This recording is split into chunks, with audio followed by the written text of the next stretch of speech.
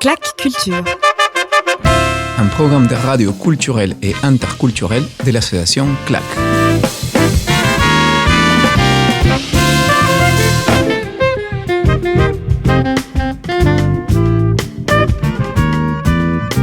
Bienvenue à CLAC Culture, le programme de radio culturel et interculturel de l'association CLAC.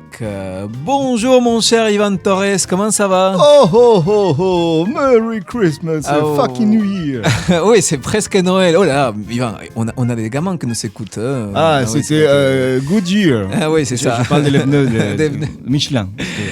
Comment ça va mon cher Ivan? Ben, très bien, je commence à faire les cadeaux de Noël. J'étais censé faire les cadeaux, après je vais te donner les cadeaux de Noël. Wouhou. Mais le meilleur cadeau, c'est écouter. Ah, comme toujours. Et surtout écouter la voix de nos invités. Ah, bah c'est ça, parce qu'aujourd'hui on a un invité de luxe. On a toujours des invités comme toujours. de luxe. C'est vrai que cette émission est Aujourd'hui, toujours gâtée. c'est les plus ultra. Ah, les invités. mais on a une super invitée aujourd'hui, c'est Véronique Canor. Bonjour Véronique. Bonjour Mouniekos. Comment ça va? Où la légende se propage. Ah, la légende se propage. Comment ça va Véronique? Ça va bien, merci. Et vous-même les gars, vous avez l'air très en forme. Écoute, à chaque fois qu'on est à Radio Paul Vert, nous avons de la patate. Ouais, c'est ça, on est toujours content d'être ici. C'est vrai, en plus... Aujourd'hui, bon, on est content. Ivan, il est arrivé un peu en retard parce qu'il était en train d'acheter ses cadeaux de Noël, mais bon. J'ai acheté les cadeaux pour Boris aussi. Oui, salut Boris. On sait qu'il sera là toujours. Boris dit bonjour depuis la cabine. La cabine, oui. Et donc aujourd'hui, on a une émission spéciale, une émission spéciale, ouais. On va y aller chez toi? On va y aller chez moi, oui, au Pérou. Au Pérou, oui, pas chez toi. Oui. Pas chez moi ici à Bordeaux, mais chez moi au Pérou, ouais. Okay. Et on va avoir le plaisir de papoter pendant 1 heure avec Véronique Canor, qui est une grande poétesse que j'aime beaucoup, mais aussi performeuse et réalisatrice de films. Et aussi écrivain de théâtre, donc plein de casquettes. Et elle a été aussi, tu as fait de la communication auparavant, donc on va remonter même à la préhistoire. À la préhistoire de la poésie. Ouais. Comment on entre en poésie, c'est tout un truc ça quand même. Oui, comment on arrive jusqu'à là. Et oui, et Yvan justement, il parle du Pérou parce que figurez-vous, chers auditeurs, chères auditrices, qu'on a passé une quinzaine de jours avec Véronique au Pérou. Ensemble, oui, au Pérou. C'est dur, non? J'imagine, de côté de Carlos. Tous les temps. T'as vu tous les Carlos qui polluent à Lima? Moi, je suis surtout surpris qu'elle soit encore disposée à revenir. À revenir, oui. C'est la vengeance. Je suis Mavo. Elle veut se venger de toi. Allez, vas-y, t'as l'antenne. Pardon. Non, mais c'est ça. Donc, on a passé une quinzaine de jours avec Véronique à Lima pour faire une résidence là-bas autour justement de la poésie, de la littérature et de plein de choses. On a fait un spectacle, donc on va parler de tout ça. De beau soleil de Lima. Ah oui, il fait beau à Lima. Ah oui, il fait beau. Incroyable Lima. En comparaison d'ici. Il y avait le soleil? Ah bah oui, il avait du soleil. C'est presque l'été là-bas. Ah oui, c'est vrai. Parce que tu dis que parfois c'est Lima la grise. Bah oui, mais ça c'est en hiver. En été, il avait du soleil, c'était plutôt... Monsieur Sénard. Agréable. On va pas parler de tous les pisco sour qu'on a vu là-bas parce que ça c'est secret, personne ne veut les savoir. Hein. Pisco poésie. Pisco poésie. Oh, c'est pas mal ça. Hein, ouais. Ben, ici à Radio Paul Vert, Réseau Paul Vert, on fait des soirées poétiques avec des boissons. Oui, c'est apparemment. Ça. Oui, on a déjà fait. Justement, j'ai dit à Véronique qu'il faudra faire une soirée martinique avec quelques boissons martiniquaises. Ah, avec du rhum. De rhum. Ah, bah oui. Je m'y connais bien en rhum. J'ai même fait un documentaire sur le rhum. Mon rhum à moi. Mon rhum à moi. Ah ouais, j'aime bien. Mon rhum à moi. Parce que... Pour commencer, on va présenter Véronique. Véronique, tu es d'origine martiniquaise. C'est ça. Mais tu es née à Orléans, si je Mon me trompe drame. pas. Ah bah oui, personne n'est parfaite. Hein. Et tu habites à Bordeaux depuis quelques temps. Oui, depuis 4 ans. Et tu as fait des études ici aussi, je pense, non? Oui, j'ai fait des études. En fait, j'avais fait, juste après mon bac, j'avais fait des études de psycho. Le but, en fait, c'était pour moi de ne plus habiter chez mes parents. Donc, j'avais 17 ans et j'ai cherché une formation. On va pas lui dire, on va pas lui dire.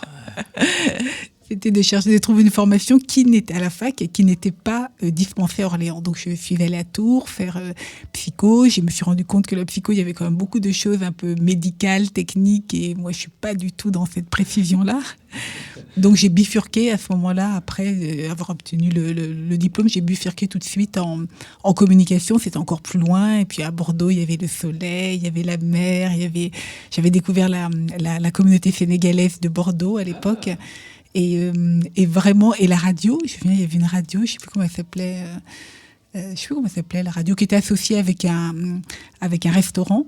Et je me suis dit, non, moi je vais à Bordeaux. Donc ici, il y a un restaurant. Ici, il y a un restaurant et non, radio, peut-être c'est les voilà. Paul C'était peut-être la même, C'était peut-être le même endroit, je me souviens plus, ça fait longtemps. Mais toujours est-il que je me suis dit, j'ai trouvé une formation à Bordeaux. Donc c'était en tant qu'attaché, dans la communication, communication sociale.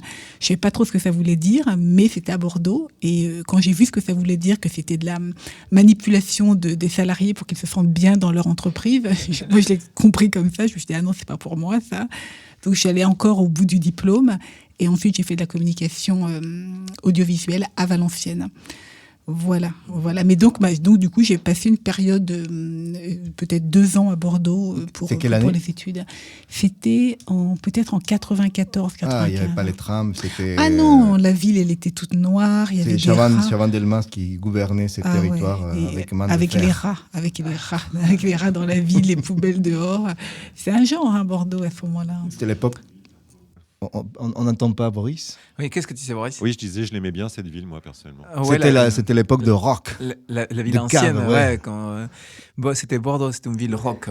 Ah ouais, c'est une ville, bancale. Il y avait beaucoup de choses bancales. Moi, c'est vrai que en fait, je suis à Bordeaux depuis 4 ans, mais je n'aime pas cette ville parce qu'elle est trop propre sur elle est super fonctionnelle, enfin... Il y a quelque chose et j'arrive pas à trouver des sentiers buissonniers dans cette ville que je pouvais trouver quand elle était toute noire, justement, où il y avait des bas-fonds. Oui, il y avait quelque chose. Il est encore là, mais il faut le chercher un petit peu. Oui, il est encore... surtout, c'est que ceux que tu retrouves dans les bas-fonds, c'est ceux qui étaient dans les années 80, ils ont 70 ans aujourd'hui. Oui, c'est vrai. D'accord. Francis, par exemple. Bonjour Francis. Aujourd'hui, le côté punk à Bordeaux, c'est cohérent. C'est cohérent, oui, bien sûr, mon cher Yvan. Ouais. Donc voilà, d'accord, donc c'est comme ça que... Donc en plus, mon passage à Bordeaux, c'était...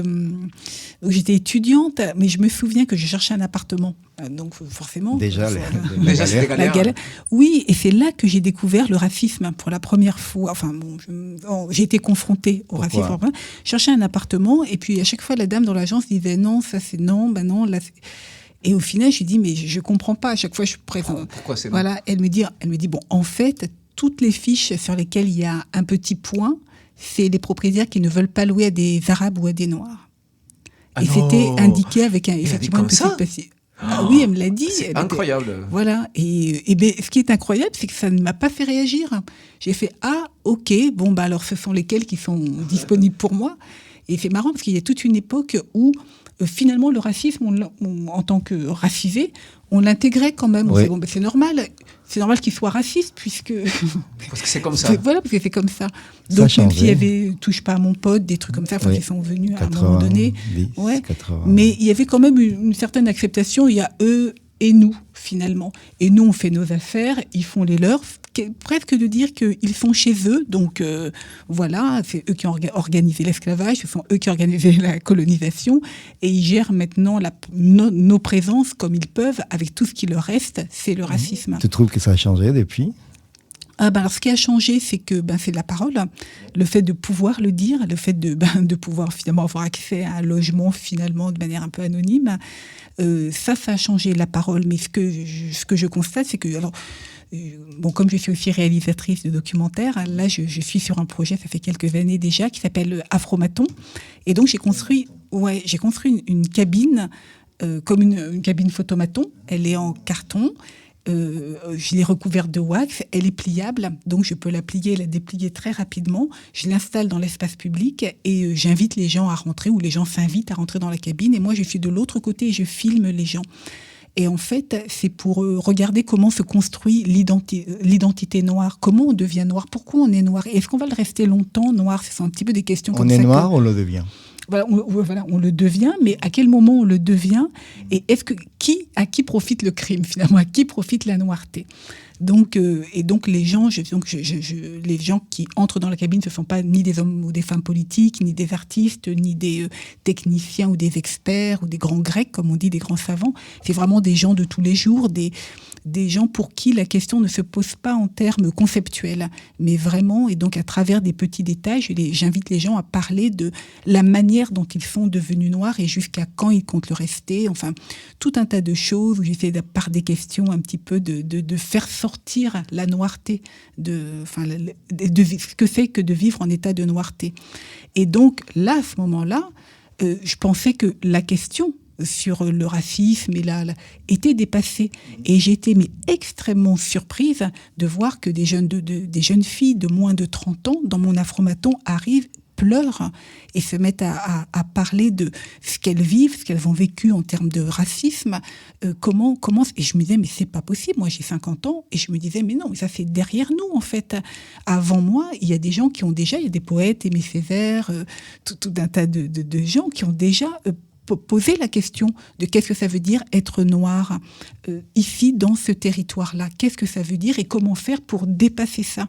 Donc voilà, donc nous, après, moi, la génération d'après, je reprends un petit peu le flambeau et au final, je pensais que c'était dépassé. Et je constate que cette réalité-là existe toujours, différemment, avec beaucoup plus d'acuité parce que les affrontements sont réels, c'est moins un peu larvé.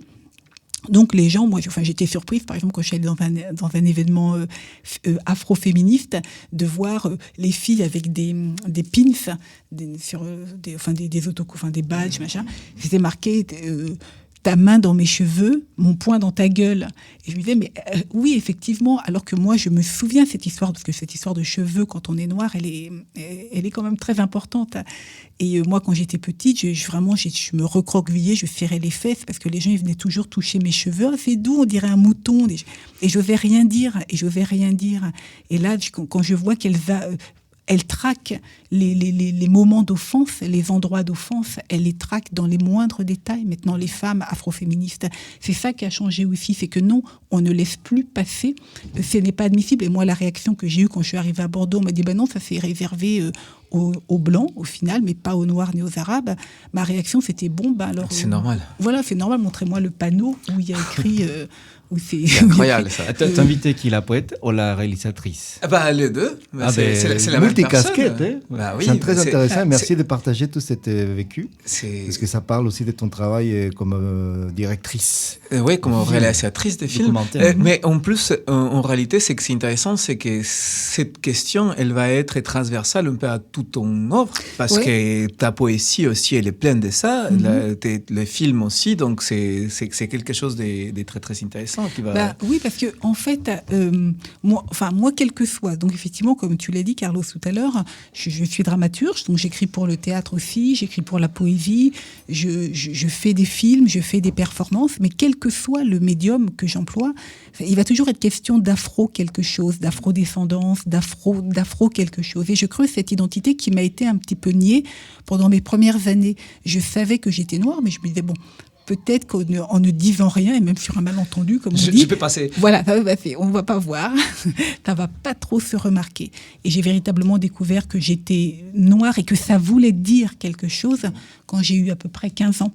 Où là, soudain, je me suis dit, mais en fait, il y a quelque chose qui me manque. Et c'est à travers la musique et la rencontre avec les Africains que je fréquentais, donc du coup, après à la fac, les Maliens, les Sénégalais, les Togolais, les Béninois, les Ivoiriens, tous ces étudiants et étudiantes qui venaient faire des études en France et qui restaient là tous les week-ends parce qu'ils ne partaient pas, toutes les vacances, avec qui j'ai fait des fêtes mais mémorables. Et avec Boris, peut-être. Ah, peut-être, qui sait.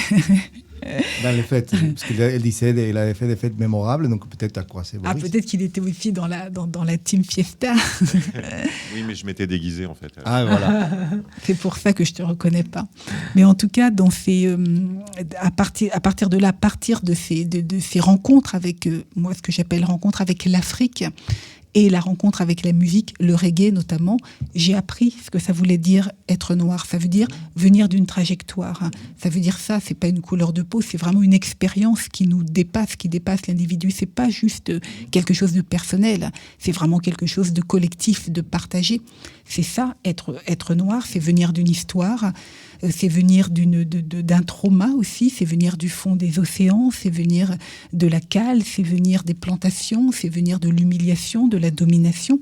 C'est ça, être noir. Et c'est porter tout ça, malgré nous, malgré soi, mais non pas comme un drapeau, mais comme presque une lanterne. Voilà ce que l'humanité a été capable de faire. Soyons attentifs, soyons veillatifs, comme on dit en Martinique. C'est que je suis le témoin de la barbarie. Je suis ce qui reste de la barbarie. Je suis ce qui reste. Et c'est pour ça que moi, ma poétrie, comme j'aime bien l'appeler, c'est ça ma mission. Parce que pour moi, être poétesse ou ne pas être poétesse n'est pas là le problème. Le problème, c'est comment être au monde avec ce que je sais du monde et que je sais des choses que je n'ai pas vécues, mais auxquelles j'ai survécu. Et c'est ça, pour moi, mon rapport avec les autres. C'est je suis là pour dire ça, pour témoigner de ça. Ouais, c'est super. Belle introduction pour la partie poétique et aussi la partie politique. Ouais, et musicale. Et musicale. Parce qu'on va écouter un peu de musique et on reviendra. Boris va nous surprendre avec un super morceau choisi par Véronique. Julio Iglesias. Et non, pas des Julio Iglesias. Figure-toi que l'autre jour, j'ai vu sur Arte une émission sur Julio Iglesias et moi j'étais non mais c'est pas possible. Je me suis dit la même chose quand j'ai vu l'annonce. Je me suis dit mais comment faire un documentaire sur Julio Iglesias? Ouais, et j'ai pensé parce qu'Ivan il est fan donc.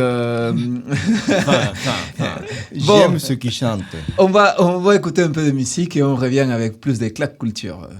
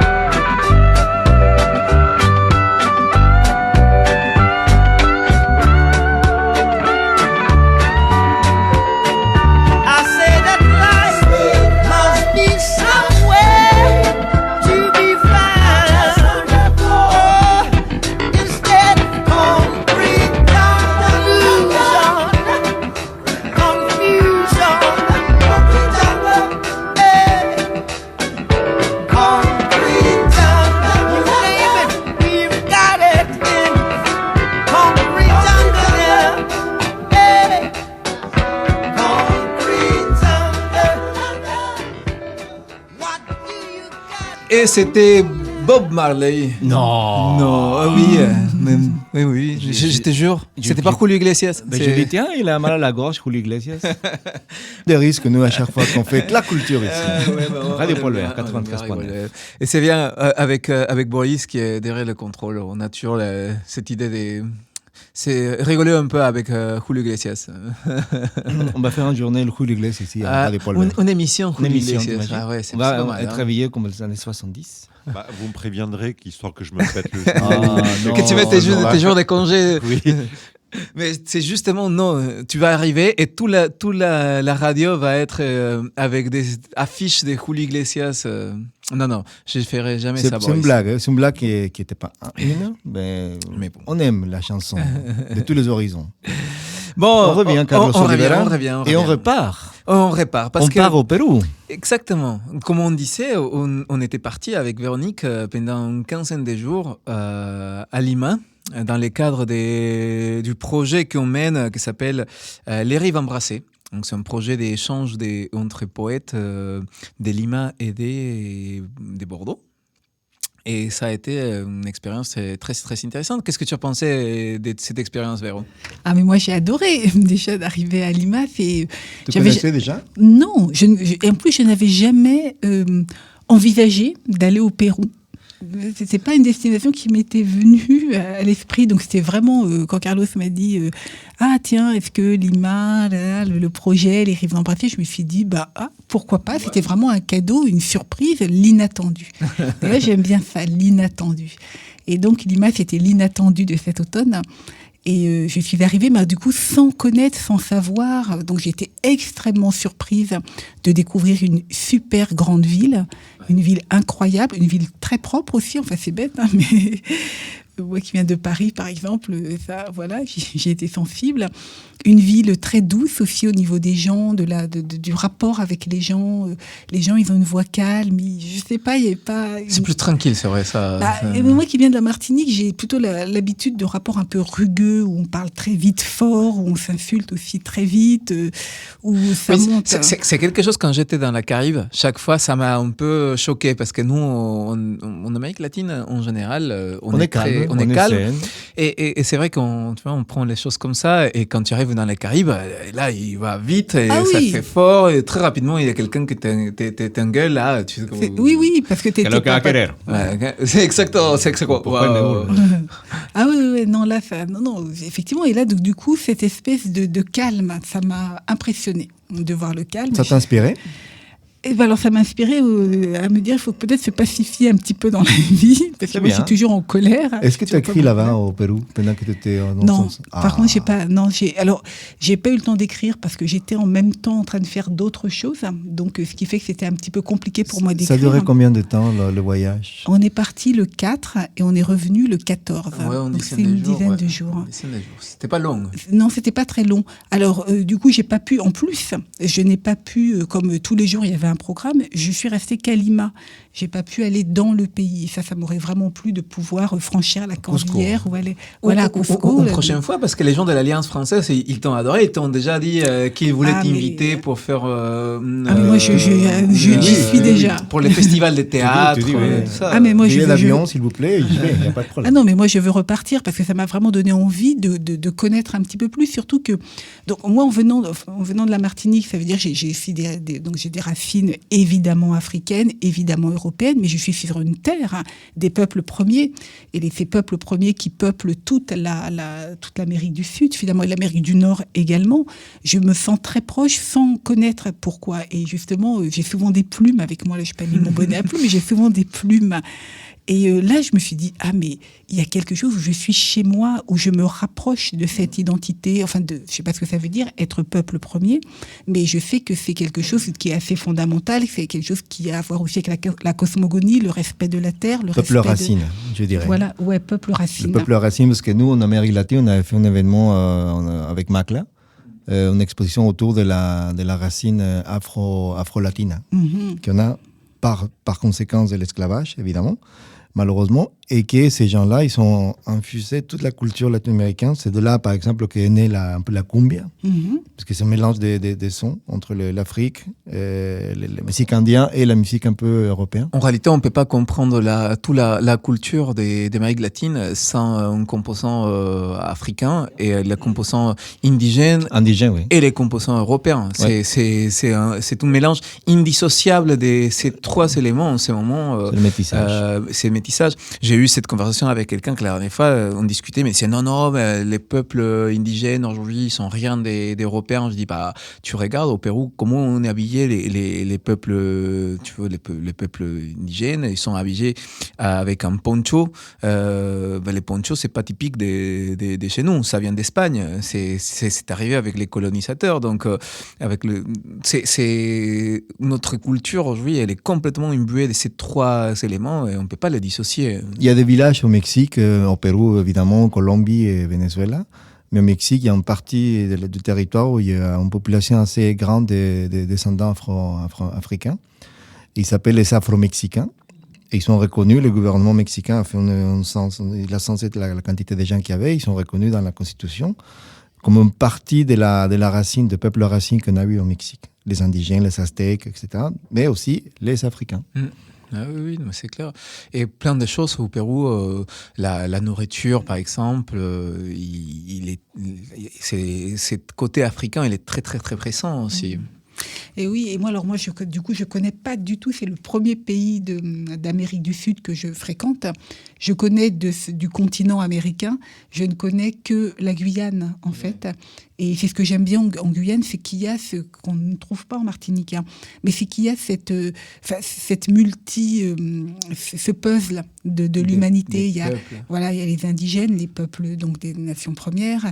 Il y a les Bushinengués, qui sont les descendants des marrons, des marrons africains. Voilà.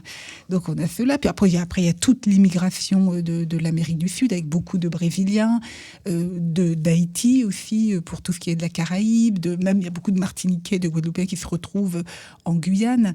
Il y a les gens des frontières, Suriname, Guyana. Et donc il y a quelque chose que j'aime en Guyane, c'est cette multiculturalité. Et en tout cas, cette présence de ceux qui étaient là avant, depuis longtemps, des migrations qui sont venues et de tous ceux qui arrivent pendant ce temps, aujourd'hui, à l'heure actuelle. Et voilà, donc moi j'aime beaucoup la Guyane pour ça. Donc arrivé au Pérou, je me disais, je rentre encore un petit peu plus profondément vers les peuples premiers. Et ça m'a beaucoup plu d'être au Pérou pour ça. C'était le calme qui t'a étonné, tu m'as dit, c'est l'aspect calme des gens. La douceur, une espèce de douceur. Même il y avait des chats, il y avait l'animal. Oui, sur les parcs Kennedy.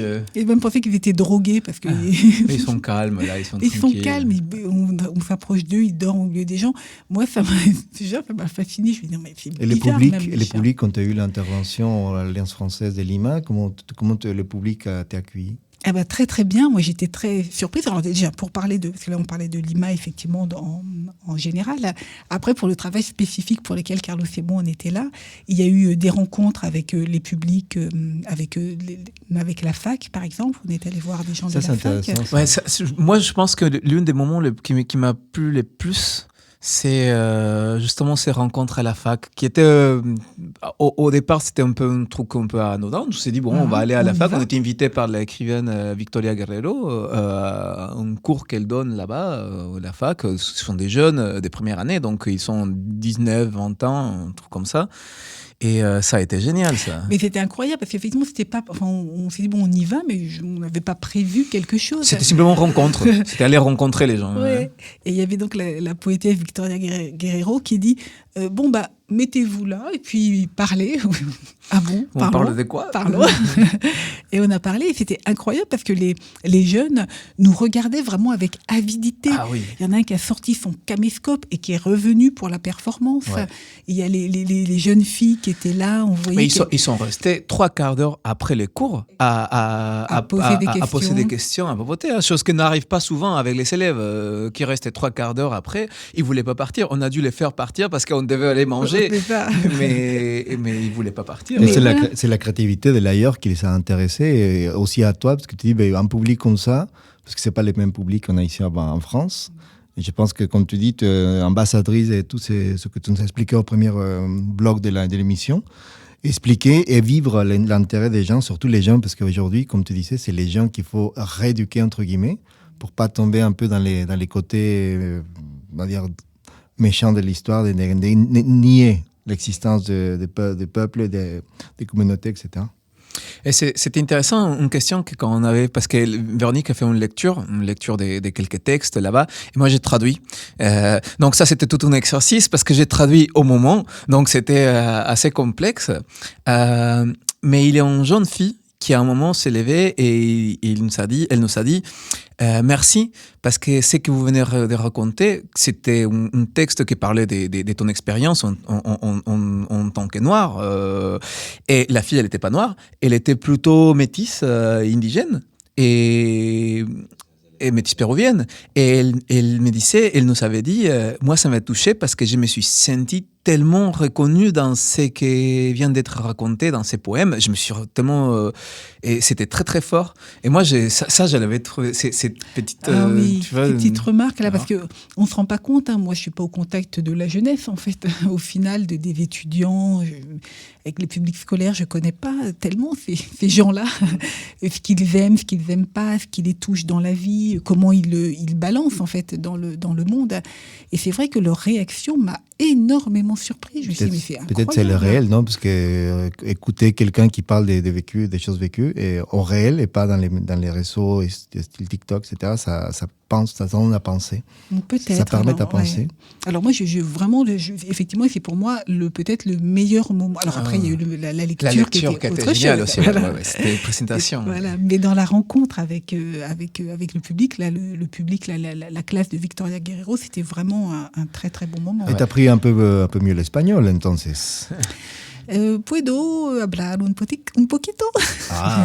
Mais c'est vrai qu'elle s'est bien débrouillée avec l'espagnol. Moi, en un moment, je me suis dit, bon, on va voir comment ça se passe, mais il y a un moment où tu as réussi, je t'ai vu faire des conversations avec des gens plutôt en espagnol, et c'était... Alors, comme j'ai appris l'espagnol à l'école, il se trouve aussi quand même que l'espagnol et le français, il y a des petits... Les latins, c'est les latins. Voilà, et puis on s'est dit, en mettant peut-être un « hola », ça va passer. Puis avec un peu de conviction. Mais des fois, quand on est passionné quand on est dans une rencontre, on parle, hein, on comprend, même si au final on dit mais qu'est-ce qu'on a compris, mais on est avec l'autre. Et je me souviens, j'ai fait un documentaire sur Marcel Manville, qui est un militant qui était décédé déjà, mais qui était un avocat pour la défense des droits des peuples à disposer d'eux-mêmes. Et donc, il a beaucoup travaillé en Algérie, pour l'Algérie libre. Et donc, je suis partie en Algérie pour faire une partie du documentaire. Et à un moment donné, j'ai interviewé des messieurs d'un certain âge déjà, et ils parlaient qu'en arabe. Mais je me souviens, alors j'avais un traducteur avec moi, mais je me souviens que je les écoutais quand ils parlaient, je comprenais, j'étais là, oui. Enfin, et voilà, puis avant même que le traducteur me dise ce dont ils ont parlé. Alors, c'est sûr que je ne comprenais pas techniquement, c'est sûr, mais je comprenais leurs yeux, je comprenais leur bouche, leur tête, leur corps, leur motivation à dire ce qu'ils avaient à dire, et j'étais vraiment complètement dans la conversation avec eux. Alors maintenant, avec l'espagnol, j'ai plus d'éléments. Voilà. Et puis bon, on arrivait à se débrouiller un petit peu en mettant un petit mot anglais quand on ne connaît pas le mot. English. Voilà. Mais après, il y a des gens qui parlent. Quand l'hispanophone parle vite, là, laisse tomber. Il faut Amérique latine, on est calme. Et là, tu te mets en retrait parce que ça file. Là, tu peux rien faire. On a le temps de parler. Tu peux rien faire. Bon, on va écouter un petit peu de musique à nouveau, et après on continuera à parler de ces voyages au Pérou, de la présentation, de l'Alliance française, toutes les choses qu'on a fait. Et maintenant, on y va avec un peu de musique.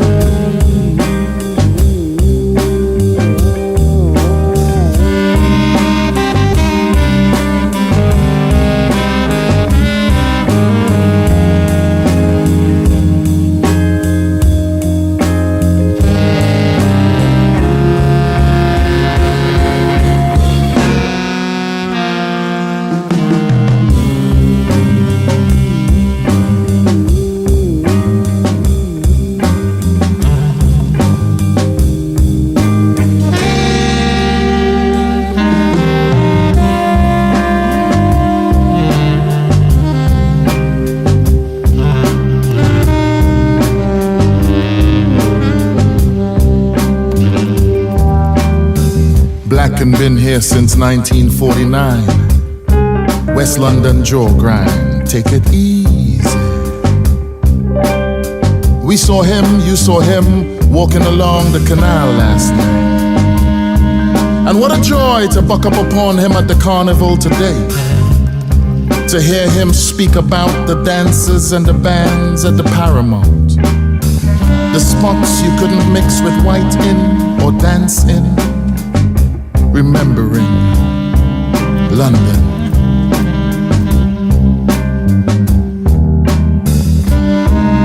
How we been slapped so hard with the lash. Sam Salvon say. And it take him 60 years before he could call England home.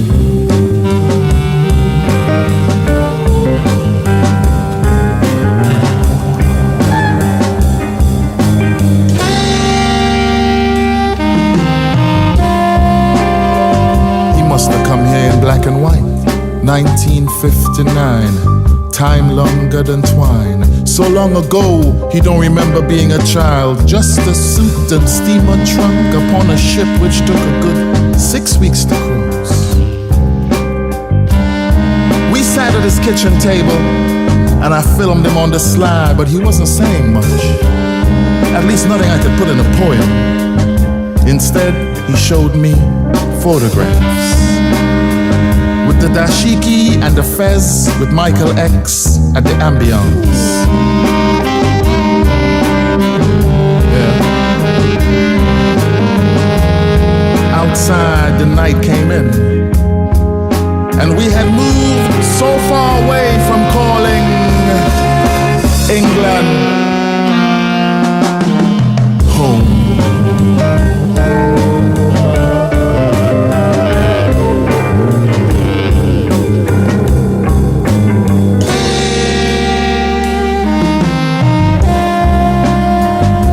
Lived here longer than home since 1989. Remember Harlesden in the springtime? I used to walk from Cricklewood to Marylebone High Street to cut up meat, to punch outdoor. I was never asked to wait tables or to serve scones or coffee. I worked in the basement. But I soon learned to tie my apron in a way which retained some dignity. And in my first summer above the corner shop, I listened to Rare Groove on pirate radio. I was flung so far from any notion of nation. How long do you have to live in a place before you can call it home?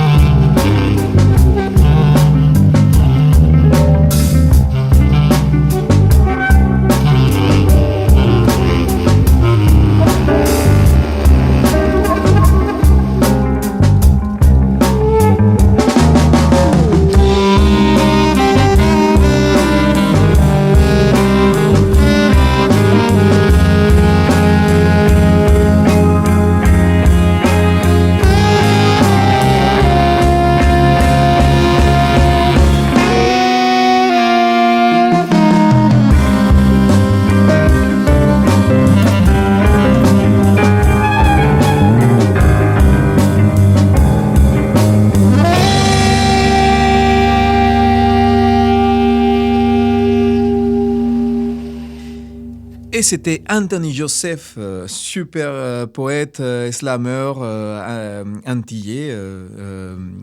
De Trinidad. Des Trinidad. C'est génial, moi j'adore ces je suis ces vraiment musiciens. très très heureuse de le réécouter là, c'est magnifique, et aussi bien dans la diction, le jazz derrière. Ici, c'est la Et radio les de la textes, bonne musique. Ouais, Bonne c'est super. J'ai connu comme je disais, je connais cet écrivain parce qu'il est aussi écrivain, parce qu'il a gagné les prix T.S. Eliot, qui c'est les grands prix des poésies anglais. Et donc c'était quelque chose d'important justement ce soit un Caribien qui a gagné ces prix Anglais. Ce qu'on disait pendant que vous écoutez la belle musique, c'est qu'on peut s'approprier de la langue, la dompter et ressortir l'aspect de la racine qu'on a. Ouais. Créole, latino, oui. etc. Oui, c'est clair. Donc voilà, on était à Lima, on parlait justement des 7 résidences, des 7 ans des résidences, des temps d'échanges qu'on a eu on a 10-12 jours à Lima. Et après justement avoir rencontré les élèves de l'Alliance française, de l'université, on est aussi allé à l'Alliance française à faire les spectacles. Mais oui, c'est ça. Parce qu'on est allé à Lima aussi, parce qu'on a publié un livre qui a été traduit à l'espagnol par Pablo Fante. Pablo Fante. Ouais, Pablo ok. Fante, traducteur chilien, franco-chilien, qui a fait la traduction du recueil des Véronique, qui s'appelle La peau étanche. Mhm. La peau étanche. Je n'ai pas la peau étanche, mais j'ai la poésie. Exactement, je n'ai pas la peau étanche, mais j'ai la poésie. C'était super, parce que c'est un livre, en plus, c'est un texte que Véronique a écrit pour nous. Exactement, oui. Comme tu m'avais demandé, tu m'as dit, tiens, on va partir d'accord, on part à Lima, on va faire une représentation à l'Alliance française. Quel texte tu pourrais proposer ? Et donc moi, tous mes textes, en fait, n'existent que parce qu'il y a la scène. Donc je fais d'abord de la scène. Je fais de l'image aussi, je suis réalisatrice, et il y a le texte qui arrive. Et le texte arrive de manière publiée que parce qu'il y a une scène en réalité. Et ce qui fait que ce qui était compliqué dans la demande de Carlos, c'était quel texte je peux dire en... Comment tu as connu la personne que tu viens de nommer ? Alors, je l'ai connu. Alors, je l'ai connu il y a un an. Je t'ai connu il y a un an. C'est ça. Un an pour le lancement de la revue Claque. Ouais, des revues Courant d'air. Ah, Ouais, pour la Courant revue. d'air. Tu as un événement ici à Radio Paul Vert. On a présenté il y a Le quelques deuxième numéro. semaines, le numéro 2. Ouais. Ouais, oui. Et là, c'était le premier épisode. Et donc, c'était Frédéric Daléa qui avait invité Véronique à participer à ce numéro. Ouais, et parce qu'il avait trouvé en librairie. Alors, c'est quelqu'un que je connaissais par ailleurs. Et qui avait, un jour en librairie, il tombe sur un texte que qui a été publié par Présence africaine à ce moment-là, je ne sais plus en quel moment, mais qui avait été publié par Présence africaine. Il est tombé dessus, il a dit, mais je viens de tomber sur ton livre et j'ai trouvé ça magnifique. Est-ce qu'on peut prendre un extrait pour mettre dans le premier numéro de la revue Courant d'air ? Je dis oui, il n'y a pas de problème. Et au lancement de la revue, j'étais à Bordeaux, parce que je ne suis pas souvent. Et donc, je suis venue et j'ai rencontré Carlos à ce moment-là. Voilà, j'ai rencontré l'équipe Fred Carlos. Ouais, c'est ça. Et une année après, Et une année après, on est allé à Lima. Voilà. C'est vrai que pour moi, c'était très intéressant parce que moi, j'aime beaucoup justement cette voix poétique des Véronique qui est en même temps une poésie assez accessible, assez, on va dire, simple au premier regard, mais très complexe derrière. Et c'est toute la complexité de la poésie des Véronique parce que c'est pas une poésie que quand tu la lis, tu vas dire « je comprends pas ce qu'elle veut dire ». Non. Là, tu la lis, tu comprends ce qu'elle veut dire. Mais il y a plusieurs couches qui vont être derrière. Et c'est ça qui, pour moi, ça fait... Et déjà, c'est pour ça que c'est très difficile à traduire. Je me rappelle, avec Pablo, on a beaucoup parlé parce que c'est une poésie qui a un sens. Donc, il faut garder la forme, mais aussi les sens derrière et toutes les différentes couches. Donc, c'est ça que c'est intéressant. Voilà, c'est ce qui a été compliqué. Du coup, quel texte choisir ? Parce qu'en plus effectivement, comme je suis sur plusieurs cultures, donc forcément, quand j'écris, effectivement, c'est assez simple parce que c'est assez direct. ce que je vais dire, mais en même temps, j'emprunte à la langue d'autres choses qui fait que la traduction n'est pas facile et qu'en plus, il y a de l'image dedans. Donc, soit l'image, on ne l'aperçoit pas forcément quand c'est écrit, mais quand je performe, il y a toujours de l'image, il y a des interactions avec ce qui se passe dans l'écran, ce qui se dit, ce que je dis, comment je vais circuler sur scène. Et tout ça, c'était pas évident. Donc, quel texte choisir pour faire la représentation à Lima, en sachant que le public serait avant tout hispanophone et qu'il fallait donc... Il fallait projeter la traduction voilà, sur l'écran comme une espèce de sous-titres. Tu te rappelles de ton premier poème que tu as écrit? Alors, le premier poème, bon, je me souviens pas bien, mais j'étais adolescente. Comme tout le monde.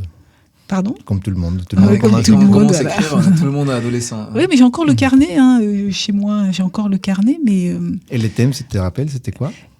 Alors, je me souviens que il y avait déjà quelque chose par rapport aux origines à la Martinique. Parce que j'ai un vague souvenir d'un texte qui parlait d'une vieille femme qui se transformait la nuit, elle se transforme en chauve-souris ou en voilà, donc qui reprend un petit peu les histoires, les légendes martiniquaises. Carlos, je te pose la question parce que Carlos il est poète aussi. Quand tu as commencé à écrire ta poésie, toi? La poésie, je pense que j'ai commencé à écrire, je devais avoir aussi 14 ans, un truc comme ça. C'est à l'adolescence. Ouais. Il y a quelqu'un qui m'a... Je me rappelle bien du jour. J'étais parti à Chincha, c'est au sud du Pérou. C'est les villages afro-péruviens. Mes parents avaient une amie qui habitait là-bas et qui était dans un groupe de poésie. Ils s'échangeaient autour de la poésie et il m'a donné un livre de César Vallejo, un grand poète péruvien. Oui. Et j'ai lu ça, j'avais 14 ans et ça m'a tellement choqué que je me suis dit j'ai envie de commencer à écrire. C'est important de donner la poésie aux gens parce que c'est une manière assez abrupte et presque cosmique d'ouvrir l'esprit. Oui. Le mot ouvre l'esprit. Mm-hmm. Alors là, moi, écrire la poésie, j'ai pas eu un impact comme toi, un choc esthétique. Quand j'écrivais mes poèmes, que genre à l'adolescence, à ton carnet, un petit peu, voilà, tu t'essayes à quelque chose. Donc c'était plutôt comme ça, mais ce qui m'a vraiment fait entrer en poésie, c'est ce qu'on entend là. Oui, la musique. Exemple, la musique.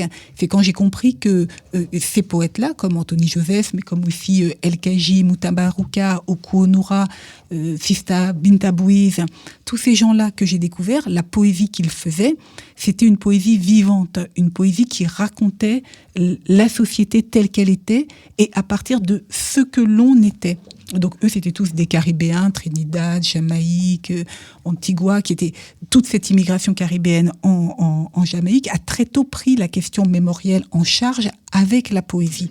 Et c'est des gens qui se mettaient debout comme ça avec un dub derrière, donc une rythmique reggae, et paf, ils parlaient de l'Angleterre, de leur expérience, de la trajectoire, de tout ça. England is a beach, it's no good to stay in a white man country too long. Et moi, j'étais là, j'avais 20 ans, j'écoutais ça, je disais, mais c'est incroyable, parce que exactement comme toi, l'expérience que tu as eue, et là, le choc esthétique est arrivé, et le choc politique. Donc, moi, je suis rentrée véritablement en poésie, comme on va rentrer finalement en politique, avec un manifeste, avec une intention de dire, mon livre de chevet, ça reste le cahier d'un retour au pays natal d'Aimé Césaire. Et ça, vraiment, et qui est d'abord... au-delà d'être, ou en deçà, ou je ne sais pas, en même temps que d'être un incroyable, une œuvre de poésie, c'est aussi un incroyable manifeste politique. Donc voilà, et moi c'est ça c'est ce choc politique, c'est le fait qu'on peut se réapproprier, on peut parler de soi au monde à travers la poésie, à travers cette forme-là. Tu sais qu'Aimé Césaire, elle a écrit les plus beaux poèmes de la Normandie, que personne ne peut l'égaler. Ah ouais, c'est la Normandie. Ouais, il a beaucoup aimé. Il a écrit un poème autour de la Normandie. Et les gens qui disent, mais il est d'ici. C'est pour ça que tu disais c'est réapproprié, parce que c'est vrai que c'est un postulat politique et poétique. Et j'imaginais, est-ce que tu auras peut-être un cahier par là qui t'a préparé autour de ton voyage au Pérou? Le Pérou t'a inspiré? Lima t'a donné des lignes? Alors, Lima m'a donné envie de Lima. Lima m'a donné envie du Pérou. Mira. Donc voilà, donc c'est déjà partir là. Effectivement, le temps était vraiment court. Ouais. Il y a il y a un voyage qui m'avait aussi beaucoup inspiré. J'étais partie un peu dans le même cadre, mais qui a duré plus longtemps et qui était vraiment là une résidence d'écriture. où là, on était plus dans un programme de rencontres, et puis il y avait la performance derrière, à travailler, à faire. C'est quand je suis partie au Canada, à Winnipeg, dans le Manitoba. Et ça m'a... donc, effectivement, le fait d'être là en même temps pour écrire, ça incite, ça invite, ça oblige, ça donne une responsabilité à ce moment-là. Donc effectivement, j'ai beaucoup écrit, et beaucoup de ce qui est dans la peau étanche, justement. Oui, c'est vrai que voilà, ça vient de ça là. vient de cette expérience avec justement les indigènes. Donc c'était le peuple Cri, le peuple métis que j'ai rencontré, métis, je sais plus comment on dit, au Canada. Et donc voilà, et le fait de s'être rencontrés avec, c'est une résidence croisée avec cet autre poète, Tyler Pennock, voilà, ça m'a beaucoup inspiré pour écrire. Et comme j'étais là pour ça, donc de toute façon... Je rappelle, là, par exemple, une chose qui était intéressante à Lima, c'était que même si on n'a pas eu la résidence d'écriture, parce que c'était trop court, on a travaillé beaucoup les textes, et on a beaucoup travaillé la mise en voix des textes, notamment pour le faire bilingue.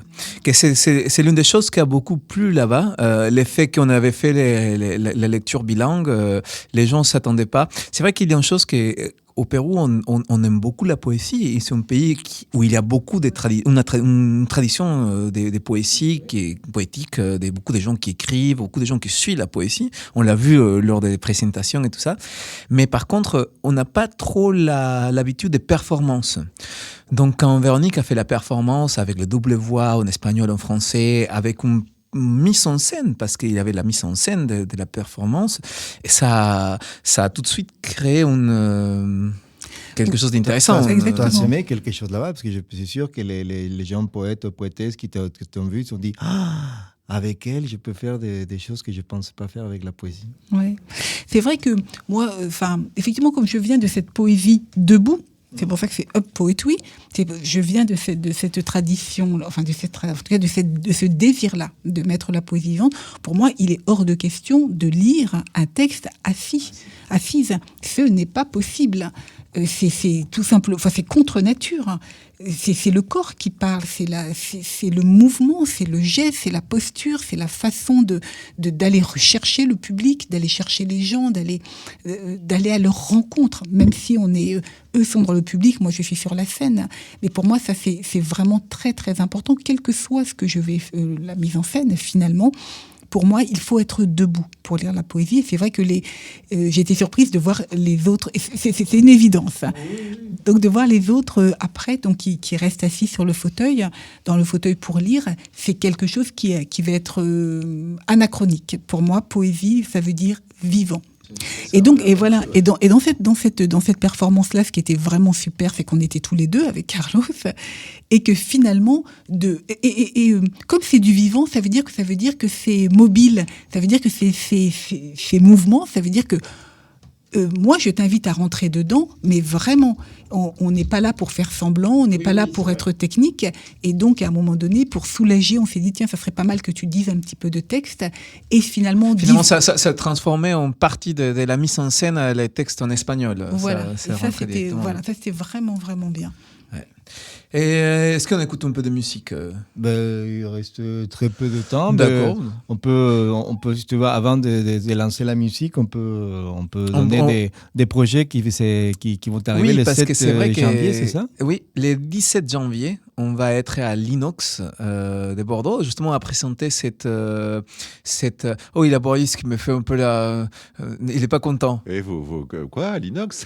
Bah oui, bah écoute... Vous faites des infidélités? Ah, de temps en temps, oui, c'est pour pas te charger trop à toi. Il y a une salle spéciale pour la création théâtrale, monsieur. Ici, il n'y a que belles choses. Mais quand même. Non, mais on va faire un peu la sortie des résidences, ce qu'on avait fait au Pérou. On va faire les mêmes spectacles, on va le faire ici à l'Inox. C'est le 17 janvier, et puis on fera à 2h. On va retravailler bien notre affaire. Exactement. Pour l'adapter à ici. Adapter ce qu'on a fait au Pérou, le faire ici, parce que c'est aussi important. C'est ça un peu les projets, faire des allers-retours entre le Pérou et Bordeaux, amener des écrivains d'ici au Pérou, ramener des écrivains des Pérou en France et montrer un peu les choses qui se font. J'aime bien ces projets, monsieur Libera. Est-ce que tu voudrais nous lire un texte, Véro? Tant qu'on a les dernières minutes avant qu'on termine, comme ça on terminera avec un peu de poésie et après mais on bien passera sûr. à la musique.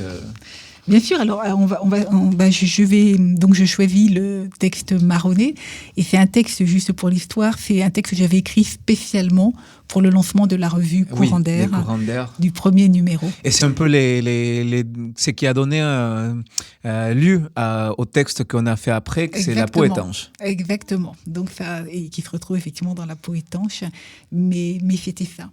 Allez-y. Être libre, c'est faire poète, oui. C'est un sentiment, c'est une sensation, être libre. Pas de mode d'emploi, mais une seule action, marronner. Marronner les rimes, casser ce qui nous arrime, dégainer, tchic tchic, les vers, prendre des chiens par derrière, défier les noms, casser les fenêtres, faites entrer les courants d'air. Marronner, c'est vouloir, marronner, c'est essayer, même quand on tire le ticket perdant. Marronner, c'est essayer, parce que la cause est perdue. Alors, merde, bon dame en monzote, marronner fait s'en foutre pas mal, qui m'a foutu et ça, des regards de travers, des bâtons en travers du chemin. Marronner, c'est enjamber. Marronner, c'est pouvoir parce qu'on est les plus forts, en vrai. Marronner, c'est mon regard qui bat vite, c'est ton cœur qui voit plus loin. C'est cette poétouille que j'écris, une statue que l'on érige avec des bouts de rien, des peaux de tous, des peaux de toutes, des rêves invaincus et des énergies anciennes. Nous, statue de verre contre une société du fer, statue Wepaway qui résonne sous terre, underground, well-wood, casse-code. C'est mon arrière-grand-mère qui crache dans la soupe qu'elle va servir au maître, c'est un octobre 61. C'est mon tonton qui racle le fond de la Seine où on le descend. Marronner, c'est ma grande sœur burkinabé, ma cousine en Iran et son frère que l'on pend. C'est ma fille qu'un connard brûle dans une poubelle de Saint-Denis. Résister, c'est marronner. Marronner, c'est exister. C'est mon arbre frère contre les bulldozers. C'est ma famille de fourmis rouges qui avance dans l'âme cocadis. Mon essaim d'abeilles, mes mal finis qui prennent l'envol et lâchent leurs plumes. Pour écrire un mot... Marronner, c'est ma plume qui se casse et je continue avec les doigts. Marronner, c'est vouloir, marronner, c'est pouvoir aimer le monde, aimer le monde. Marronner, c'est nos corps qui s'aiment dans la chute des mondes. Marronner, c'est une chanson d'amour sans sucre. Marronner, c'est toi qui refuses de faire semblant. Marronner, c'est moi, mangrove qui appelle ta racine palétuve. Marronner, c'est toi et moi, vouloir et pouvoir démolir nos corps morts qui continuent à pourrir l'air, dépecer nos corps morts qui continuent à se faire la guerre, scalper nos corps morts. Marronner, souvent, c'est perdre, mais rester libre, sur une page ou dans une ZAD, sur un terrain vague, dans les bras de l'homme que j'aime, sur cette terre, là. Marronner, c'est accepter de gagner, à tout perdre, et te perdre. Ouh, oh là là. Vous pouvez avoir une idée le 7 janvier des claques qu'on a eu à Lima avec ces longs poèmes qu'on a lus là-bas. Un long poème dure une trentaine de minutes, a duré les spectacles, qui raconte cette histoire. Et voilà. Donc, 17 janvier à l'Inox, Madame, Messieurs. 17 janvier à l'Inox de Bordeaux. On aura les spectacles, la sortie de résidence. C'est gratuit. Donc, si vous voulez aller, c'est gratuit, accessible à tout le monde. Et voilà. Bon, Véro, je pense qu'on est arrivé à la fin. Ouais, le temps était court. Je pense qu'on aurait pu parler 1 heure en plus. Avant de partir, tu peux me dire les 3 choses que tu aimes de Bordeaux? 3 choses que tu aimes de Bordeaux. À Bordeaux, j'aime mon vélo. Moi aussi. J'aime les ombres qui sont sur les pavés. 2. Et 3, j'aime le fait de pouvoir y partir. Toi, tu es une poétesse. Une poétesse. Merci beaucoup. Bon, merci beaucoup. Merci Boris. Merci Boris. Et merci Véro. Merci à vous 3. Merci. Pour ce temps que tu nous as donné. Et bon, je vous invite aussi à aller donc le 17 janvier à l'Inox pour La peau étanche, et vous allez voir aussi les livres qu'on a publiés avec les textes de Véronique qui sont très très forts. Ils sont en format bilingue, espagnol-français. Parce que ça a été fait dans ces sens, justement. À un moment, on se disait s'il fallait les republier en français, mais en le réfléchissant, je me suis dit, c'est un texte qui a été fait pour être bilingue, donc c'est bien qu'il reste comme ça. Et voilà, donc merci beaucoup. Gracias, muñecos. De nada. Et bon, nous, ça y est, c'est fini, donc ça sera en prochaine... La culture.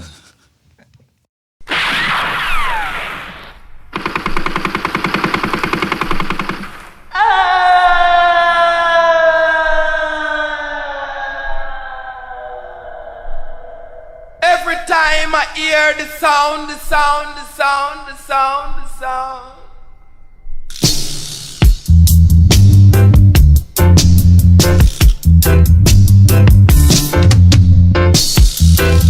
Every time I hear the sound, every time I hear the sound, every time I hear the sound, the sound, the sound, the sound, the sound, the sound that is not my name.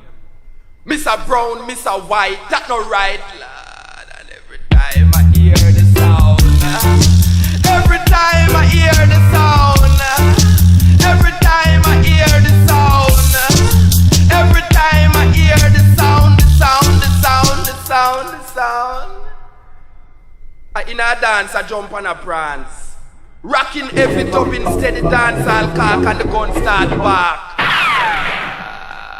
And every time I hear the sound, every time I hear the sound, every time I hear the sound, every time I hear the sound, the sound, the sound, the sound, the sound, the sound.